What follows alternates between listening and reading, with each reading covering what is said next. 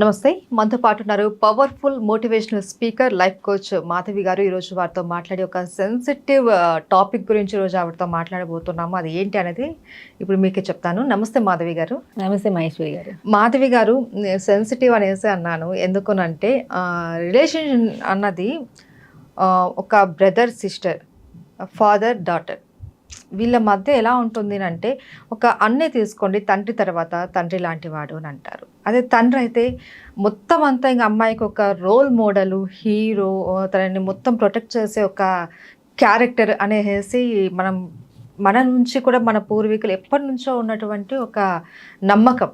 కానీ ఇప్పుడు చూస్తుంటే ఆ నమ్మకాలన్నీ పోతున్నాయి. మన సొంత కొడుకుని నమ్మలేకపోతున్నాం, హస్బెండ్ని నమ్మలేకపోతున్నాం, ఇంట్లో ఒక అమ్మాయిని వదిలి వెళ్ళాలంటే భయం అవుతున్న పరిస్థితులు ఉన్నాయి ఇప్పుడు. ఎందుకంటే ఈ మధ్యకాలంలో మనము న్యూస్ చూస్తూ ఉన్నాం. చెల్లిని ప్రెగ్నెంట్ చేసిన అన్న, కూతురిని ప్రెగ్నెంట్ చేసిన తండ్రి. ఇవి చదివినప్పుడు అసలు ఏంటి, మనం ఎటు వెళ్ళిపోతున్నాం, ఎక్కడున్నాం మనం అన్న ఒక డౌట్ వచ్చేస్తూ ఉంటుంది, భయం అవుతూ ఉంటుంది. అసలు మన ఇంట్లో మన వాళ్ళ మధ్య మనకు సేఫ్టీ లేదా అన్న ఒక ఫీలింగ్ వచ్చేస్తుంది. అసలు ఇలాంటివి విన్నప్పుడు ఎందుకురా ఈ లైఫ్ అని అన్నట్టు బాధ చేస్తూ ఉంటుంది. సో అలాంటి వారికి మీరు ఎలాంటి మోటివేషన్ ఇస్తారు? అసలు ఏంటి రిలేషన్షిప్స్ ఎందుకు ఇలా అయిపోతున్నాయి? సూపర్ వండర్ఫుల్ క్వశ్చన్ యాక్చువల్గా. ఎందుకంటే సొసైటీ అలా ఉంది అని వాళ్ళు మీరు చెప్పడానికి తెలుస్తుంది అందరికీ. అంతే, సొసైటీలో ఒక రిలేషన్ మీనింగ్ లేదు. ఒక అన్నా చెల్లిన బంధం, ఆ స్వీట్నెస్ ఏదైతే మనం ఇందాక అనుకున్నది, ఆ స్వీట్నెస్ లేదు. తల్లి తండ్రిలో నాకు బాధ్యత లేదు ఇక్కడ. సో అది ఎంత రాంగ్ సైడ్కి వెళ్ళిపోతుందో సొసైటీ అన్నది మీ క్వశ్చన్ వల్ల నాకు అనిపిస్తుందండి. ఎందుకంటే starting if you talk about it, ఒకప్పుడు ఇంట్లో మీరు పాతది ఇప్పుడు మనం కంపేర్ చేసుకుంటే కూడా పాతకాలంలో పేరెంట్స్ చెప్పేట విధానం ఎలా ఉంటుందంటే, నీకు ఇంట్లో తమ్ముడో చెల్లో పెడితే మీకు అందరికీ రెస్పాన్సిబిలిటీ ఉంటుంది అన్నట్టుగా మాట్లాడేవాళ్ళు. అరే నీ చెల్లు పుడుతుందో, లేకపోతే నీకు అన్నయ్య పుడుతున్నాడో, తమ్ముడు పుడుతున్నాడో, ఏదో ఒక సిబ్లింగ్స్కి చెప్పుకుంటూ ఉండేది. బట్ ఇప్పుడు ఏమైందంటే కొంచెం మనకి వాళ్ళు కరెక్ట్గా కమ్యూనికేట్ చేయలేకపోవడం తప్పు జరుగుతుంది.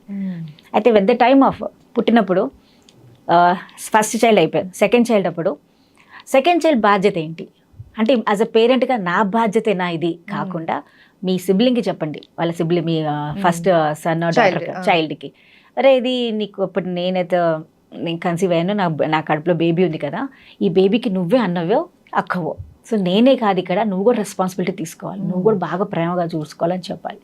అది చాలా వరకు మనం ఈ చెప్పడం జరగట్లేదు. చాలా మందికి ఏమవుతుందంటే ఇలా ఒకటి చెప్పాలా అన్నది కూడా తెలియదు. అంటే చెప్పినంతగా చెప్పండి, దాని ఏంటో ప్రాసెస్ చెప్పక్కల పిల్లలకి. బట్ ఒక కంపల్సరీ మీరు ఆ ఫీలింగ్ ఏదైతే ఉంటుందో, బేబీకి టచ్ చేయించడం, ఇవన్నీ మనం వాళ్ళతో ఎక్స్ప్రెస్ చేయించవచ్చు. బికాస్ ఈ ట్రావెలింగ్ ఏదైతే ఉంటుందో చాలా ఇంపార్టెంట్ చైల్డ్ లైఫ్లో. ఎందుకంటే మీరు ఒక్కసారి మీరు సెకండ్ బేబీ వచ్చినాక ఈ ఫస్ట్ బేబీ ఏమవుతుందంటే, నన్ను మా పేరెంట్స్ పట్టించుకోవట్లేదు, నన్ను చూసుకోవట్లేదు, ఎక్కువగా చిన్న బేబీని చూసుకుంటోంది. అప్పుడు ఆ బేబీ, ఆ ఆ ఫస్ట్ చైల్డ్కి ఈ చైల్డ్ మీద కొంచెం కోపం స్టార్ట్ అవుతుంది. ఎందుకంటే ఇది వచ్చింది కాబట్టి నా లైఫ్ పట్టించుకోవట్లేదు. మొన్నటి వరకు డాడీ నన్ను తిప్పడానికి తీసుకెళ్లేవారు, ఇప్పుడేమో దాన్ని తీసుకెళ్తున్నారు. ఈ ఫీలింగ్స్ ఇద్దరిలో వచ్చేయడం జరుగుతుంది. సో మోస్ట్లీ మీరు ఇందాక కథ దాంట్లో అన్నా చెల్లి దాంట్లో కూడా మన ఏం చెప్తా అంటే, అన్నయ్యలకి ఒరే ఇప్పుడు నువ్వు చాలా రెస్పాన్సిబిలిటీగా తీసుకోవాలి, నువ్వే అన్ని చూసుకోవాలి అన్నది కూడా చెప్పే విధంగా చెప్పాలి. ఎక్కువగా వాడిని హీరోయిజంగా చూపించకూడదు అక్కడ. మరి ఇప్పుడు వచ్చిన బాధ్యత చెల్లో వస్తుంది కాబట్టి, తమ్ముడు వస్తున్నారు కాబట్టి నువ్వు జాగ్రత్తగా చూసుకోవాలి, నేను ఎంత వర్క్ చేసుకుంటున్నానో నువ్వు నాకు కూడా కొంచెం హెల్ప్ చేయాలి, మన ఇద్దరం కలిసి ఆ బేబీని చూసుకోవాలి, ఎందుకంటే డాడీ చాలా బిజీగా ఉంటారనుకో, మనమే చూసుకోవాలి అన్న పిల్లలకి స్టార్టింగ్ నేను చెప్పినప్పుడు ఏమవుతుందంటే, he start that relationship. Okay, ఇది నా రెస్పాన్సిబిలిటీ కూడా, నేను చూసుకోవాలి అని. సో అయిపోయినాక తర్వాత ఏమవుతుందంటే, ఈ రెస్పాన్సిబిలిటీ షేరింగ్ అంతా బాగానే ఉంటుంది, ఇంట్లో బాగానే ఉంటుంది. ఒక్కొక్కసారి ఎక్స్ట్రీమ్ కేసెస్లో ఏం జరుగుతుందంటే, ఎక్కువగా మనం డిపెండెన్సీ నేర్పిస్తూ ఉంటాం అమ్మాయికి ఇంట్లో. ఇక్కడ రాంగ్ కాన్సెప్ట్ కూడా జరుగుతుంది. మనం ఏం చేస్తాం అంటే, ఒక అబ్బాయిని ఏమంటాం, నువ్వు నీ చెల్లిని చూసుకోవాలరా, నువ్వే ప్రొటెక్టర్, నువ్వు ఎక్కడికైనా వెళ్తుంది అంత పాటే వెళ్ళాలి అన్న చెప్పి ఏం చెప్తున్నావు అంటే, ఆమె చాలా weak, you are the main person అన్న క్రియేట్ చేసేటప్పుడు ఇక్కడ ఏం జరుగుతుంది అంటే, అమ్మాయి అప్పుడు వీక్గానే ఉంటుంది, ఆ అబ్బాయి చాలా స్ట్రాంగ్ అనుకుంటారు. తనకి అనుకోకుండా ఒక రకమైన ఫీలింగ్ స్టార్ట్ అవుతుంది, అబ్బా నేనే ఈ అమ్మాయిని చూసుకోవాలి కదా, ఇంకా దీనికి ఇది ఏం చేసుకోలేకపోతే నేనే అంతా దీని దగ్గరుండి చూసుకోవాలన్న ఫీలింగ్ వస్తుంది. Don't teach that. రెస్పెక్ట్ నేర్పించండి. రెస్పెక్ట్ అంటే, ఇది నీ చెల్లో, నువ్వు చక్కగా చూసుకోవాలి, ఇద్దరికి చక్కగా ఒకరికొకరు షేర్ చేసుకోవాలి, నీకు ఏదైనా ప్రాబ్లం వస్తే నీ చెల్లికి చెప్పుకో, నీ చెల్లికి ప్రాబ్లం వస్తే నువ్వు తెలుసుకో అని ఇద్దరు మాట్లాడుకోండి. ఏదైనా పని చెప్పాలంటే ఇద్దరికి చెప్పండి. ఆడపిల్ల కదా నువ్వు బట్లారే, నువ్వు మగపిల్లడు కదా బయటకు వెళ్ళి సరుకులు తీసుకురా, నీ బాధ్యత ఇదే అలా చెప్పినప్పుడు కూడా ఇక్కడ మనం సెపరేషన్ చేసేస్తున్నాం.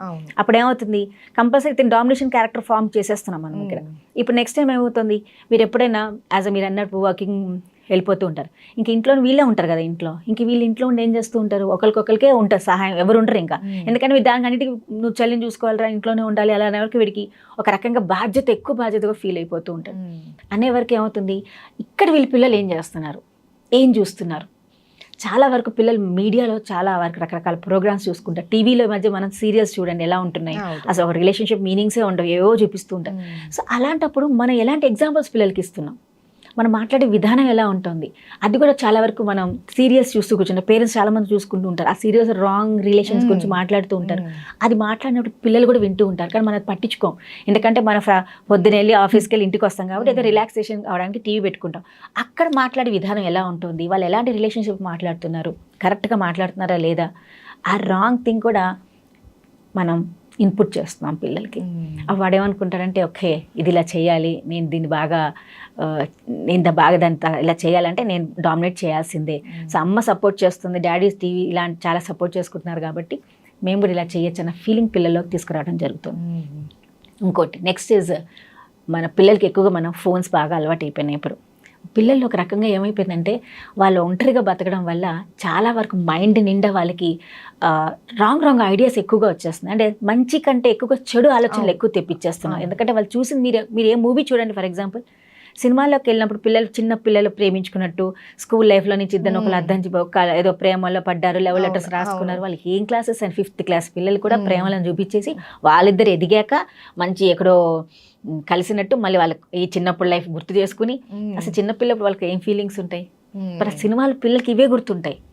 అంటే ఒరే ఒక అమ్మాయి అబ్బాయి అంటే ఇవే ఉంటాయి, అంటే ప్రేమలే ఇంకేం ఉండవు అంతే తప్ప. అయ్యాక when they enter into the last లో మంచి నీతి చూపిస్తారు, అరే నువ్వు చిన్నప్పటి నుంచి తప్పు చేసాగా నువ్వు సక్సెస్ కాలని లైఫ్, అవి ఎవ్వరు పట్టించుకోరు.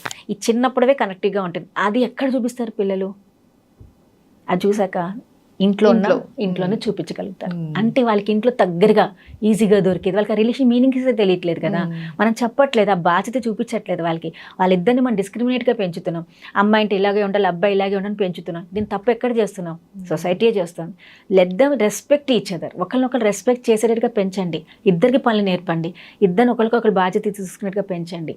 వెన్ దే ఆర్ గ్రోన్ ఇది సిమిలర్గా పెంచినప్పుడే ఈ ప్రాబ్లమ్స్ రావు. ఇంకోటి ఏంటంటే ఊరికి పిల్లలు కూడా మనం పెద్దవాడు కదా నీ ఎక్కువగా బాధ్యతలు ఇచ్చేసి వాడిని ఎక్కువగా తిట్టి నువ్వు ఇలా చేస్తున్నావు అలా చేస్తున్నావు, నువ్వు చెల్లిని చూసుకోవడం రాదా నీకు, ఇలా కూడా పేరెంట్స్ అంటూ ఉంటారు. ఎందుకంటే వాట్ దే థింక్ పెద్దవాడు అంటే ఇంట్లో అన్ని పనులు చేయాలి, బాధ్యతగా చూసుకోవాలి. అప్పుడు వాడు ఆ ఫ్రస్ట్రేషన్ ఎక్కడ తీసుకుంటాడు వాడు, వీకెవరు ఇంకా చెల్లెలు, అంతే కదా అంతే కదండి. ఇప్పుడు మీరు ఏ రిలేషన్లో కూడా చూసుకొని ఎవరైతే వీక్గా కనపడతారో మనం అక్కడే చేయగలుగుతాం. తనకు వచ్చిన ఇన్ఫీరియారిటీ కాంప్లెక్స్, తనకు వచ్చిన ఫ్రస్ట్రేషన్, ఈ బాధ్యతలు నన్నే అన్నీ అనేస్తున్నారు, పక్క స్కూల్లో ఏదో ఉంటే వాడు ప్రెషర్లు మనకు తెలియదు, స్కూల్లో పడ్డ మాటలు, టీచర్స్ ఏమంటున్నారో, వాడు చదవకపోవడం వల్ల లేకపోతే వాడు చదువుకోకపోవడం, మార్క్స్ సరిగా రాకపోతే పేరెంట్స్ తిట్టడం వల్ల, స్కూల్లో టీచర్స్ తిట్టడం వల్ల, ఏదో ఒక రకం సోషల్ బయటికి వెళ్తే వాళ్ళనే మాటలు, అసలు వాడు బేసిక్గా వాడికి ఏం ప్రాబ్లం వస్తుందో చూసుకోవాలి. ఎందుకంటే మనం అబ్బాయి తప్పు చేసామని అంటున్నాం కానీ ఎందుకు చేశాడో మనం ఫస్ట్ గమనించాలి. సో ఆ ప్రాబ్లమ్స్ ఎప్పుడైతే పిల్లాడు పడతాడో, అబ్బాయి పడతాడో, వాడికి కూడా ఏదో జరుగుతుంది బయట. ఇప్పుడు మరి ఒక చోట వాడు తప్పు చేశాడంటే వాడికి కూడా ఎక్కడ తప్పు చేస్తున్నట్టే. ఆ సోషల్గా వాడు ఆ స్కూల్లోనో వాడు వెళ్ళిన ఎన్విరాన్మెంట్లో వాడికి ఏమైనా తప్పు జరుగుతుందా, వాడిని ఎవరైనా తప్పుగా మాట్లాడుతున్నారా, లేకపోతే ఇంట్లోనే చుట్టాలన్నా లేకపోతే ఫ్యామిలీ పీపుల్ అయినా తక్కువగా మాట్లాడుతున్నారా, వాడిని ఎక్కువగా ఇన్ఫీరియారిటీగా చూస్తున్నారా, అబ్యూస్ చేస్తున్నారా, వాడిని కూడా మాటలతో బాధ పెడుతున్నాడా, సైకలాజికల్గా వాడు బాధపడుతున్నాడేమో. అప్పుడేం చేస్తారంటే ఈ పర్టికులర్ థింగ్స్ ఏదైతే పారామీటర్స్ అన్నీ ఉంటాయో తనకంటే వీక్గా ఉన్న వాళ్ళు ఎక్కడైతే వీరు తీర్చుకోగలుగుతారో వాళ్ళు అక్కడ చేసేస్తారు. సో అక్కడ ఏం జరుగుతుంది, ఇలాంటి రాంగ్ రిలేషన్స్ మన ముందుకు వచ్చేస్తున్నాయి. సో జరిగినప్పుడు సో ఇంట్లో నుంచి అసలు మీ పిల్లల బిహేవియర్ మారుతుంది, అవునా కదా, మీ అమ్మాయి బిహేవియర్ మీ అబ్బాయి బిహేవియర్ మారుతుంది ఒక పేరెంట్గా మనం తెలుసుకుంటాం. అలాంటప్పుడు కూర్చోపెట్టి మాట్లాడండి, ఎందుకు ఇలా జరుగుతుంది, ఎందుకు ఇట్లా బిహేవ్ చేస్తున్నావు, నిన్న వరకు ఇలా లేవు, అది ఇప్పుడు ఎందుకు జరుగుతున్నావు. ఎందుకంటే మనం గమనించాం, మనకి ఎందుకంటే మనం బిజీ లైఫ్లో ఉంటాం కాబట్టి పిల్లలు పొద్దున్నే లేచాం, బాక్స్లు ఇచ్చాం, నైట్ వచ్చాం, వాళ్ళు తిన్నాం పెట్టాం అంతేగాని గమనించట్లా. బట్ ఇద్దరు ఇంట్లో ఉంటుంటే వాళ్ళు ఏం ఫీల్ అవుతున్నారు, ఎలా జరుగుతుంది, మీ అమ్మాయితో మాట్లాడండి, వాడితో మాట్లాడండి, ఏం జరుగుతుంది. కానీ మనకు ఆ సమయం లేదు పేరెంట్స్, మీరు అన్నట్టుగా జాబ్ హోల్డర్స్కి. సో బేసికలీ తప్పు జరిగింది అని అంటే వాడి తప్పు ఎందుకు జరిగిందని ఫస్ట్ గ్రౌండ్ లెవెల్ సర్చ్ చేయాలి. అది చేస్తే అతనైనా బాధపడుతున్నాడేమో. సో మనం అక్కడి నుంచి రూట్గా తీసుకుని వచ్చినప్పుడు ఆ పిల్లల ప్రాబ్లం సాల్వ్ అయితే వాడి తప్పు చేయడు. కానీ అదే పేరెంట్స్, ఇంకోటి చాలా ఇంపార్టెంట్ అండి, పేరెంట్స్ అందరు ఇప్పుడు ఎక్కువగా ఈ మూవీస్ అన్న నాలెడ్జ్ అన్న ద రిలేషన్షిప్ ఏదైతే ఉంటుందో పిల్లల దగ్గర చేయడం కూడా చాలా తప్పు. వాళ్ళు గమనిస్తున్నారా లేదా కూడా చూసుకోవాలి. వాళ్ళ బిహేవియర్ చూడండి. ఇప్పుడు ఒక తల్లి ఇప్పుడు అలా ఉండట్లు, అంటే ఒక వైఫ్ అండ్ హస్బెండ్ రిలేషన్స్ ఎలా చూపిస్తారు టీవీలో చిన్న చిన్న యాడ్ లాగా ఏవో రకరకాల పిల్లలు చూపిస్తూ ఉంటారు. అంటే వైఫ్ అండ్ హస్బెండ్ రిలేషన్ ఇంత బాగుంటుంది అంటే అమ్మాయి అబ్బాయి ఇలా ఉంటారు అన్న ఫీలింగ్ అబ్బాయిలో కూడా క్రియేట్ చేయడం వాళ్ళం అవుతున్నాం. అంటే ఆ రిలేషన్షిప్ ఎంతవరకు పిల్లలకి చెప్పాలో అంతే చెప్పాలి. ఒక మర్యాద, ఒక లిమిటేషన్స్, అది కూడా మన పిల్లలకి నేర్పించాలి. ఆ లిమిట్ క్రాస్ అయితే కూడా జరుగుతాయి ఇలాంటివి. సో ఇవన్నీ ఎంత కాన్సెప్ట్ ఉంటుంది మనకి. ఒక పిల్ల తప్పు చేస్తుందంటే దాని వెనకాల ఎంత గ్రౌండ్ వర్క్ ఉందో, ఎంత రూట్ అనాలిసిస్ చేయాల్సి వస్తుందో. అంటే మన బిహేవియర్ కూడా పిల్లల్ని చాలా సఫర్ చేస్తుంది. మనం చేసే పనులు అన్నీ కూడా పిల్లల్ని అబ్జర్వ్ చేస్తూ చేయాలి. దట్ ఈస్ చాలా important. Right. Okay, thank you so much Madhavi garu. Thank you.